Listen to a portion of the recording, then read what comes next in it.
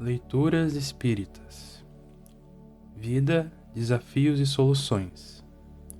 Capítulo 9. Relacionamentos saudáveis. Conceitos incorretos e perturbadores.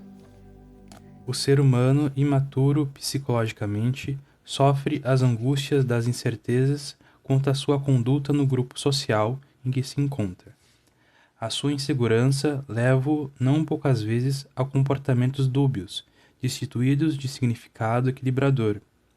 Sentindo-se sem condição para exteriorizar a realidade que o caracteriza, procura agradar aos demais, sufocando as próprias aspirações e assumindo posturas que não condizem com sua forma de ser. Torna-se espelho no qual se refletem as outras pessoas, perdendo a própria identidade e derrapando em conflitos ainda mais inquietadores. Supondo que essa seria uma forma de encontrar apoio social e emocional, descaracteriza-se e termina por não corresponder ao que espera como êxito. Porque, por outro lado, as demais criaturas são também muito complexas, inseguras, e aquilo que em determinado momento as satisfaz já não corresponde ao verdadeiro em outra oportunidade. Os relacionamentos degeneram e as suspeitas substituem a aparente estima antes existente, com resultado desgastante para ambas as partes. Nessa situação, o indivíduo assume a atitude agressiva, mediante a postura de desvelar-se conforme é, esquecendo-se de diluir a insegurança e o dissabor, tornando-se, por isso mesmo, uma presença desagradável no meio social, que aguarda valores compensadores para a convivência saudável, quanto possível que redunde em bem-estar e harmonia geral. Essa criatura não sabe realmente o que deseja, para onde ruma e como se comporta, porquanto se encontra em estado de sonambulismo, com flash de lucidez, que logo a retorna ao nível de entorpecimento. Preocupado com as demais pessoas, esquece-se de si mesmo, desvalorizando-se ou agredindo, quando deveria simplesmente despertar para a sua realidade, e a que predomina no lugar em que se encontra. No entanto, nesse torpor, robotiza-se, deixando-se conduzir pelas regras que lhe são impostas, mesmo não satisfazendo as exigências e necessidades que lhe são peculiares, ou seguindo o curso das tradições que nada têm a ver com o seu objetivo, ou vitimado por hábitos que são resultantes de heranças anteriores sem nenhuma vinculação com seu modo de ser, assim deixando-se massificar pela mídia extravagante e dominadora, ou pelo grupo social que o asfixia.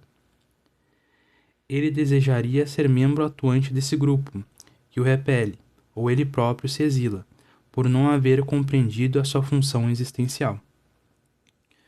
Torna-se-lhe então indispensável despertar real, através de uma reflexão em torno dos acontecimentos e das suas aspirações, a fim de situar-se em paz no contexto humano e ser livre, sem exibicionismo narcisista ou timidez depressiva. O apóstolo Paulo, agindo de forma psicoterapêutica, por observar o letargo em que se encontravam os indivíduos do seu tempo, que reflete o nosso tempo atual, proclamou: Desperta, ó tu que dormes, levanta-te entre os mortos, e o Cristo te esclarecerá. Conforme se encontra na sua admirável carta aos Efésios, no capítulo 5, versículo 14, e aqui já nos referimos anteriormente. O sono produz a morte do raciocínio, da lucidez, do compromisso elevado com o próprio si, e como Cristo é discernimento, proposta de vida, conhecimento, é necessário permitir-se a sintonia com ele, a fim de viver em claridade e sempre desperto para a vida. O processo de libertação impõe alguns requisitos valiosos para culminar o propósito, como tais: indagar-se de si mesmo o que realmente deseja da existência física, como fazer para se identificar com os objetivos que persegue e avaliar se as ações encetadas levarão aos fins anelados. Trata-se de um empenho resoluto, que não deve estar sujeito às variações do humor, nem às incertezas da insegurança. Estabelecida a meta, prosseguir arrastando as consequências da decisão, porque todo ideal custa um preço de esforço e de dedicação, um ônus do sacrifício. Libertar-se das bengalas psicológicas de apoio para as dificuldades constitui um passo decisivo no rumo da vitória.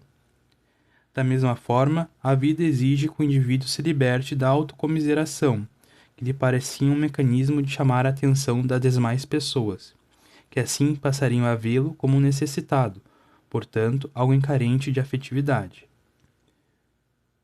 O mundo real não tem lugar para a compaixão nos moldes da piedade convencional, que não edifica, nem proporciona dignidade a ninguém.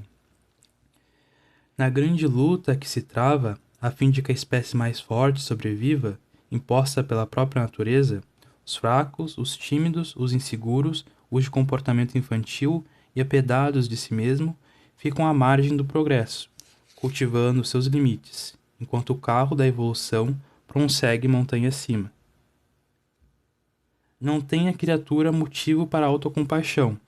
Esse comportamento paranoico é injustificável e resulta da aceitação da própria fragilidade, que trabalha pela continuação da dependência dos outros, o que é muito cômodo no campo dos desafios morais.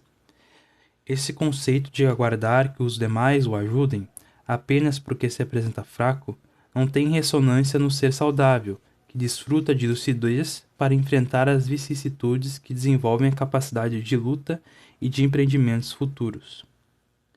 O indivíduo faz-se forte porque tem fortaleza interior, aguardando o desabrochar da possibilidade. A sua carga emocional deve ser conduzida e liberada, à medida que as circunstâncias lhe permitam, entesourando os recursos de realização e crescimento que estão ao alcance de todos os demais seres. Nos relacionamentos humanos, somente aqueles que oferecem segurança e alegria proporcionam renovação e entusiasmo para o ser consciente. Aprofundar reflexões em torno do que é e do que parece ser constitui proposta de afirmação da identidade e libertação dos mecanismos de evasão da realidade.